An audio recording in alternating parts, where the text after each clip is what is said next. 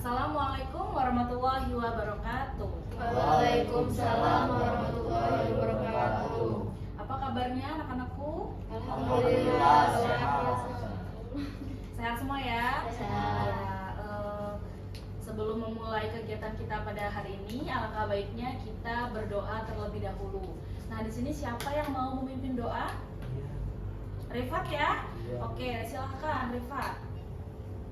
Semua siap. Sebelum memulai pelajaran hari ini, lebih baik kita berdoa terlebih dahulu. Berdoa, mulai.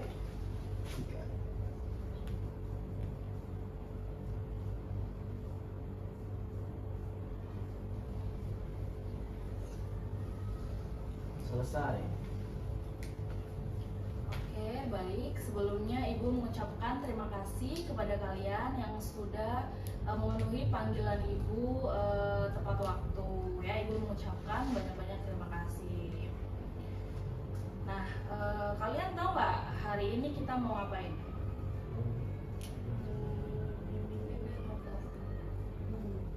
Bimbingan? Nggak, hari ini kita mau konseling kelompok.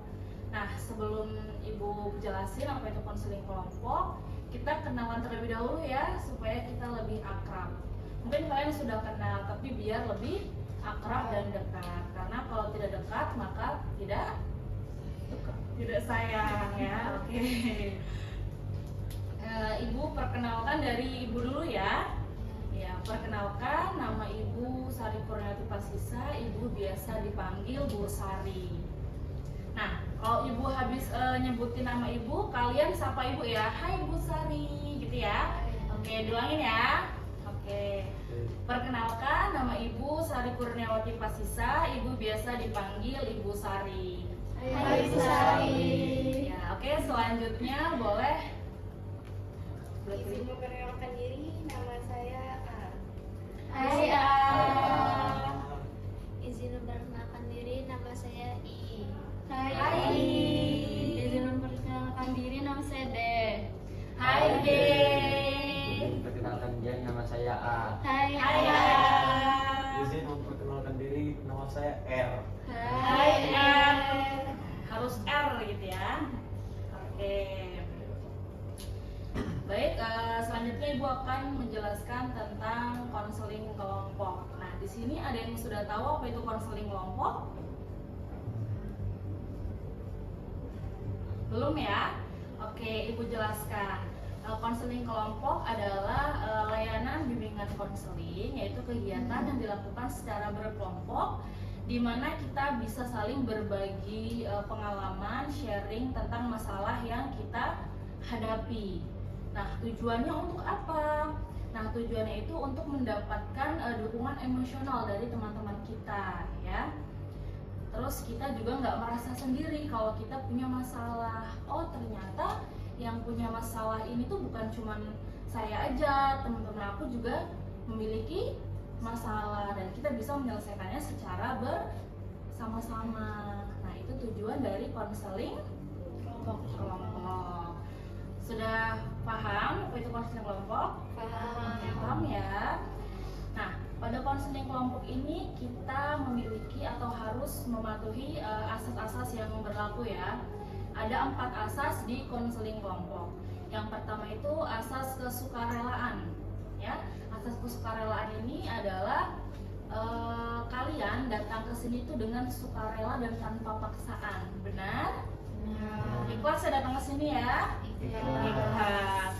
Terus yang kedua asas keterbukaan.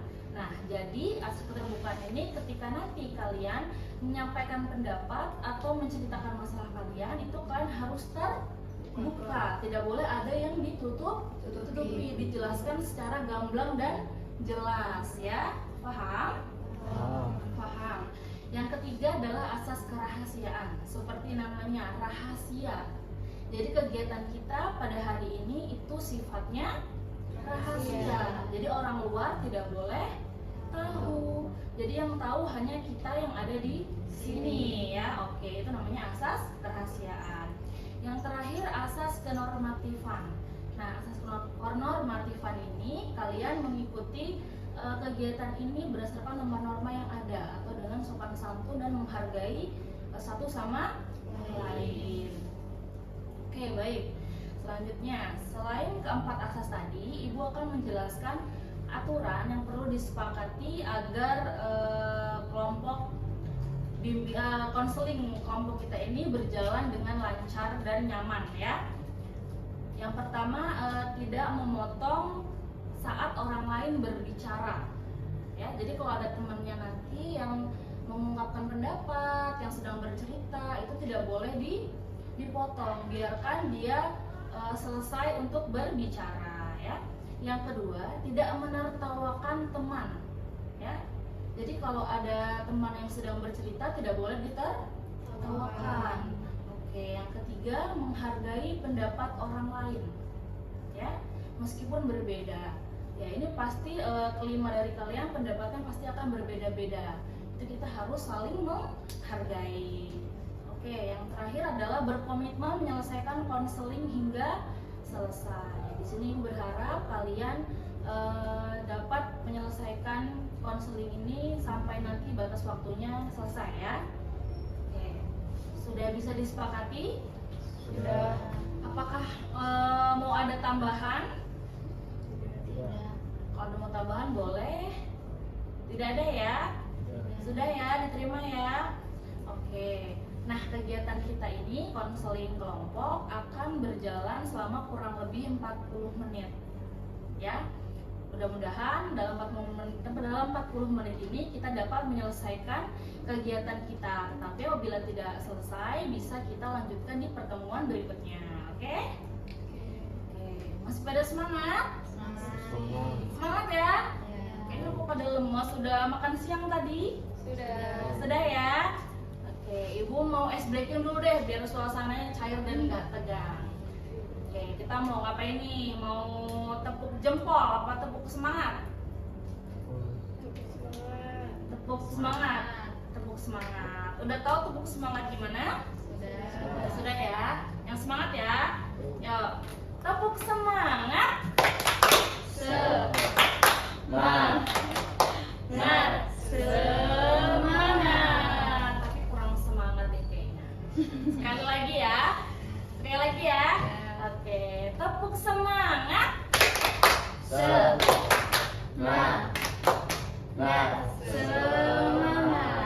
Oke.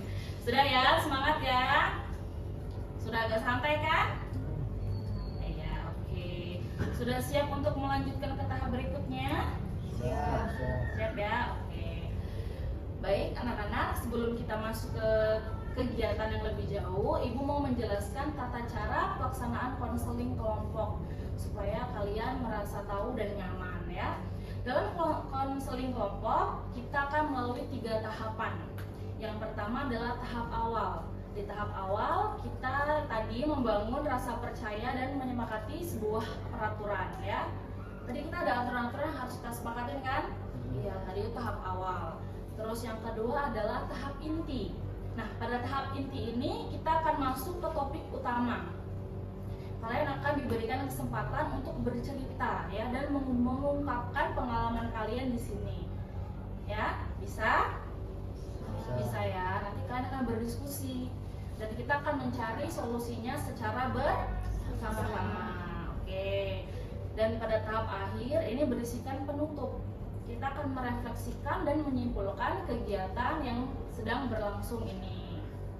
Oke? Sudah siap semuanya? Siap ya? Oke. Sekarang kita akan masuk ke tahap inti, yaitu membahas tentang, ada yang sudah tahu kita akan membahas tentang apa? Belum tahu. Nah, jadi di sini kita akan membahas tentang terlambat datang ke sekolah. Karena kalian berlima ini sering terlambat datang ke sekolah. Iya apa enggak? Iya. Nah, jadi satu persatu dari kalian akan Ibu beri kesempatan untuk menceritakan kenapa sih kalian bisa datang terlambat datang ke sekolah, ya. Jadi satu persatu kalian harus menceritakan pengalaman kalian. Yuk, mau dimulai dari siapa dulu? Oke, mau siapa dulu nih yang mengungkapkan pengalamannya? Ayo silakan A. Saya kalau misalnya sering datang ke sekolah itu karena malamnya saya suka tidur malam karena saya selalu menyiapkan pelajaran materi untuk besok esokannya sekitarnya sampai jam setengah satu sampai dengan jam 12. Ya, jadi si A ini terlambat datang ke sekolah karena mempersiapkan materi untuk pelajaran yang akan datang. Coba ibu mau tanya sama yang lain. Kira-kira bisa nggak nih diperbaiki? Bisa. Gimana? Coba. Siapa dulu yang mau menanggapi? Saya Iya, R. belajarnya jangan malam-malam. Belajarnya jangan malam-malam. Ya. Oke, yuk selanjutnya. Langsung aja urutan ya, si I. Yuk, si I.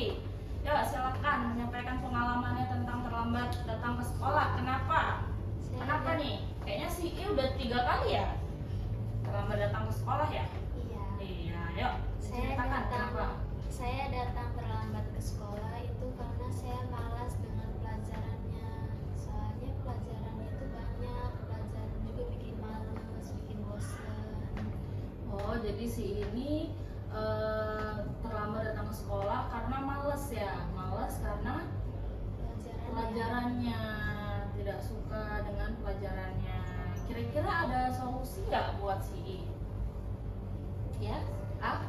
Mungkin kalau untuk ini ubah cara pikirnya terhadap pelajaran tersebut ya agar lebih menyenangkan untuk misalnya enjoy di bawah untuk pelajarannya agar dia tidak terlambat lagi. Jadi mengubah pola pikirnya ya. Jadi si I harus mengubah pola pikirnya bahwa semua mata pelajaran itu mudah ya, tidak membosankan. Yuk selanjutnya si D. Kalau saya telat datang ke sekolah karena saya pesan maksimnya itu terlalu mepet dengan jam masuk. Jadinya saya terlambat. Kenapa coba alasannya kok bisa pesan maksimnya itu terlalu mepet? Emang ya Siap-siapnya terlalu lama. siap-siapnya terlalu lama. Coba mau ditanggapi nggak masalahnya si D? Ya, siapa tadi yang belum menanggapi? Ya, si I ya, silakan. Seharusnya D memesannya lebih tepat waktu. Seharusnya si D memesannya lebih Tepat waktu. tepat waktu, tidak boleh mepet. Jadi siap-siapnya di awal ya. Jadi bangun tidurnya mungkin lebih awal. Oke, yuk selanjutnya si A ya. Yuk, silakan. Kenapa datang terlambat ke sekolah? Kesiangan karena tidur kemalaman. Kesiangan karena tidur Kemalaman. kemalaman. Jadi kamu tidur kemalaman terus bangunnya kesiangan. Nah, yuk kira-kira solusi untuk si A ini gimana? Yuk, siapa yang mau kasih solusi? Saya Oke, si D. tidurnya jangan terlalu malam. Tidurnya jangan terlalu malam. Simple sebenarnya ya solusinya, tidur jangan terlalu malam. Oke, yuk yang terakhir. Saya terlambat sekolah karena habis sholat subuh tidur lagi. Habis sholat subuh Tidur lagi. tidur lagi. Kenapa kamu habis sholat subuh tidur lagi? Yuk yang lain tanggapi. Yuk saya mau menanggapi. Si A. Ya, yuk si A gimana? Sebaiknya jangan tidur lagi kalau sudah selesai sholat Iya, subuh. seharusnya kalau sudah sholat subuh tuh jangan tidur lagi. Biasanya malah pusing ya kalau habis sholat subuh tidur lagi ya. Jadi nggak fokus. Makanya jadi berat. Oke. Oke, terima kasih kalian sudah menyampaikan permasalahan kalian tentang terlambat datang ke sekolah. Selanjutnya ibu mau kalian menulis di buku jadwal kalian sebelum datang ke sekolah, ya bisa? Jadi dimulai dari sehabis maghrib. Karena yang ibu lihat rata-rata di sini terlambat datang sekolah itu karena manajemen waktunya yang kurang, ya. Yuk, silakan dibuat jadwalnya. Ibu kasih waktu sekitar 5 menit. Ya. Jadi sehabis sholat maghrib ya, sholat maghrib itu jam berapa? Jam setengah 7 ya. Iya. Jadi habis sholat maghrib kalian ngapain? Terus ngapain lagi? Sampai tidur, sampai bangun sholat, terus ngapain itu ditulis jadwalnya. Yuk, silakan. Jam 18.30 berarti ya, startnya di jam 18.30 kalian ngapain? Yuk, silakan.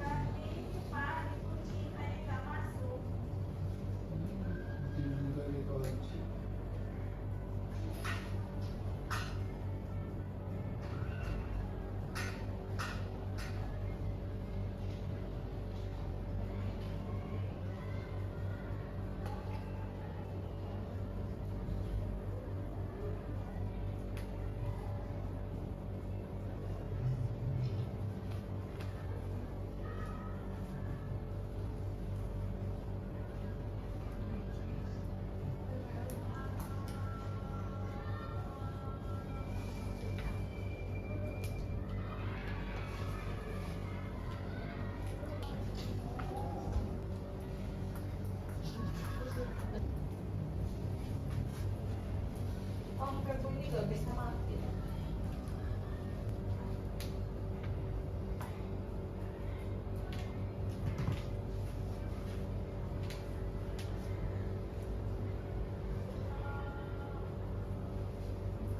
Oke, sudah. Sudah.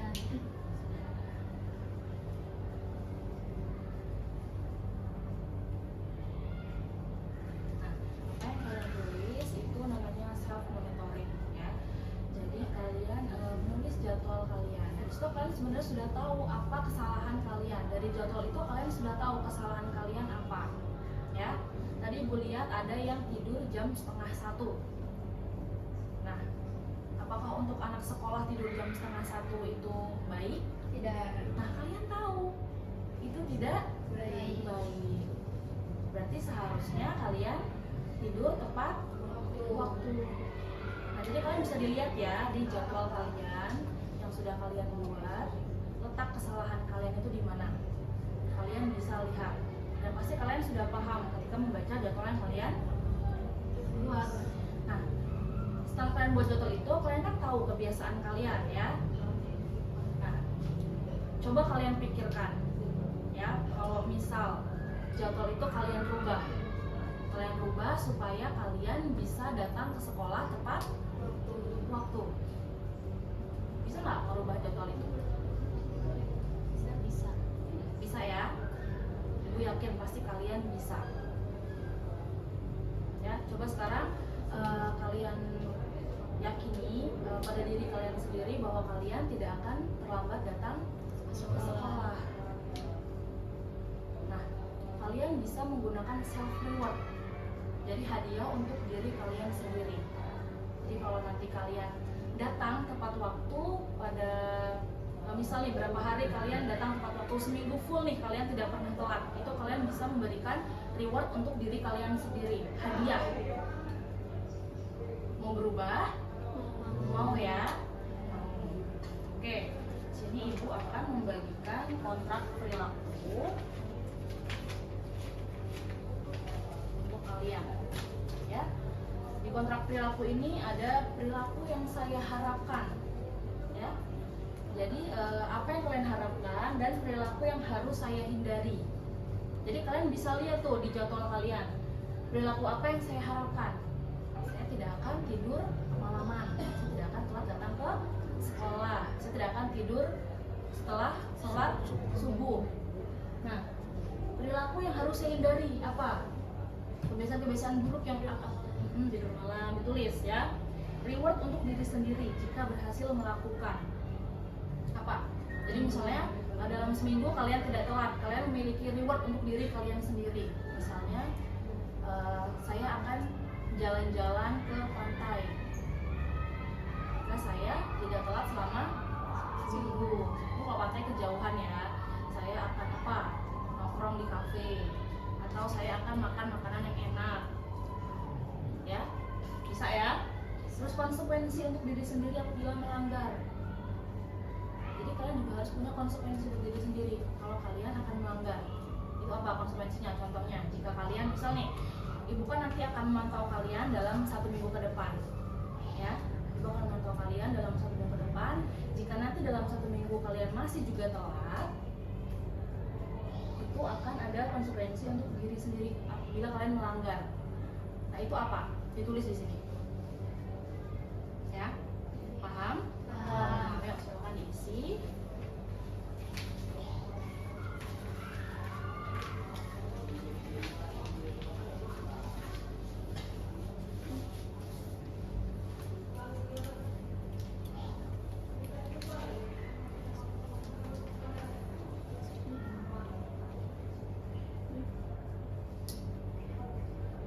Gak usah pakai nama samaran. Beda nggak apa-apa, kalau udah tahu dicoret set ya kan bisa. Disisain depannya aja.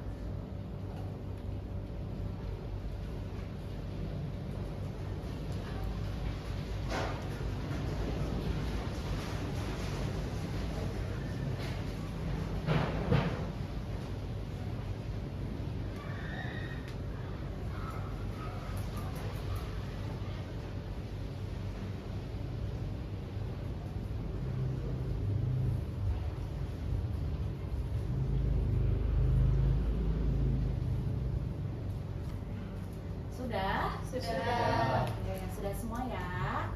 Oke, nanti itu kan ada tanda tangan orang tua ya di bawah ya. Nah, ini nanti dibawa pulang dulu, minta tanda tangan orang tua. Terus besok pagi dikumpul ke ruang BK ya. Iya. Oke, paham? Paham. Paham. Oke. Boleh disimpan ya kertasnya biar nggak lupa nanti dimasukin ke buku nah.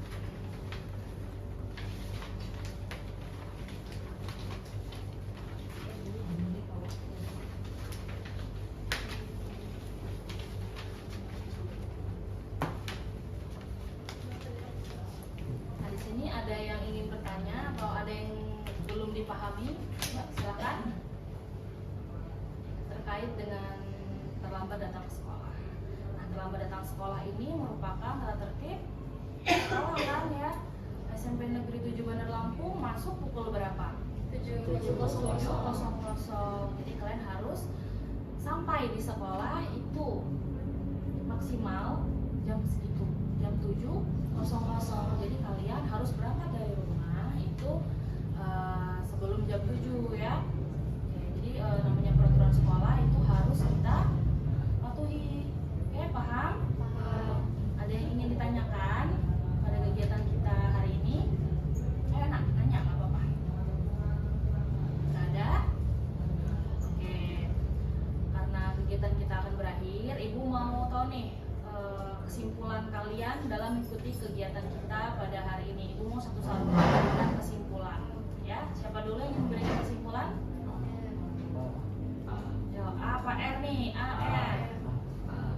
R dulu ya, gantian R dulu yuk.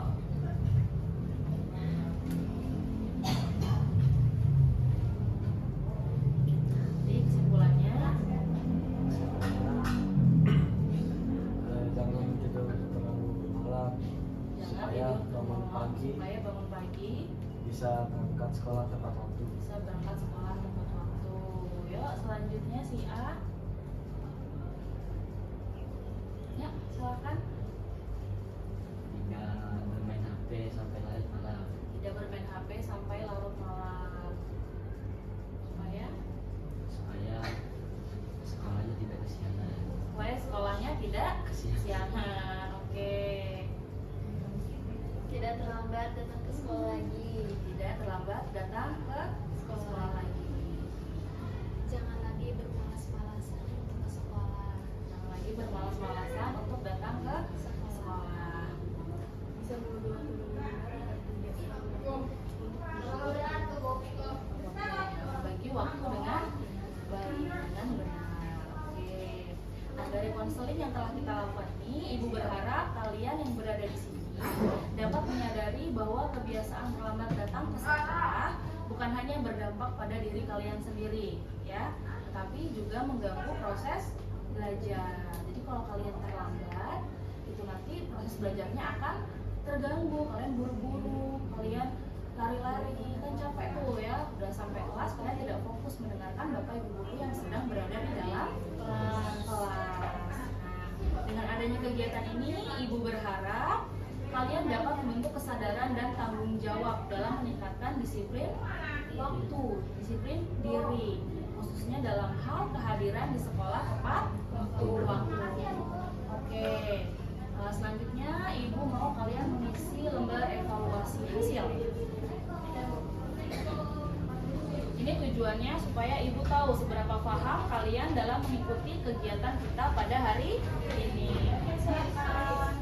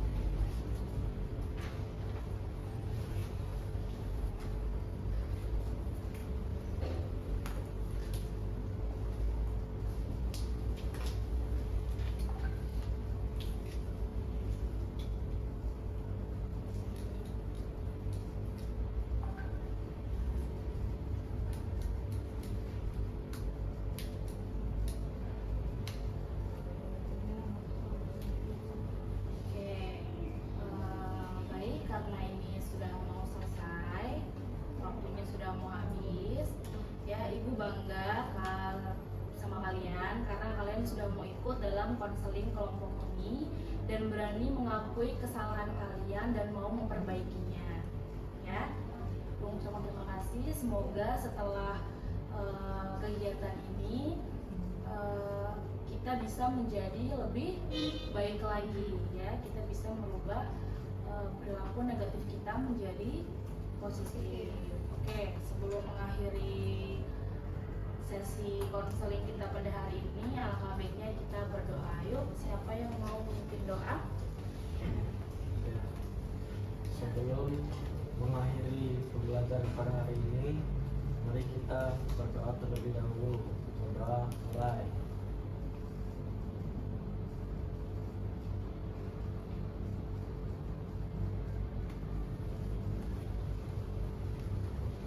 Berdoa selesai. Ya, terima kasih. Ibu mohon maaf kalau Ibu ada salah. Ibu akhiri. Wassalamualaikum warahmatullahi wabarakatuh. Waalaikumsalam.